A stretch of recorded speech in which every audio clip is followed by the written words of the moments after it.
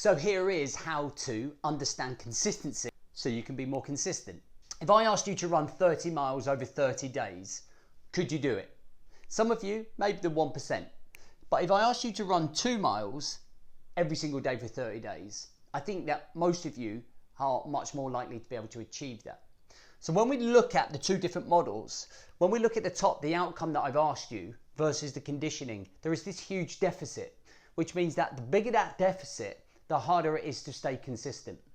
Then we look at the model here, the outcome and the conditioning are much closer. So the deficit is much smaller. So it's much more likely that you can stay consistent with this challenge. So when we look at the equation of consistency equals your expectations over your conditioning, and if we can manage that, we can allow ourselves to be much more consistent with the things that we're trying to do that help us reach our potential.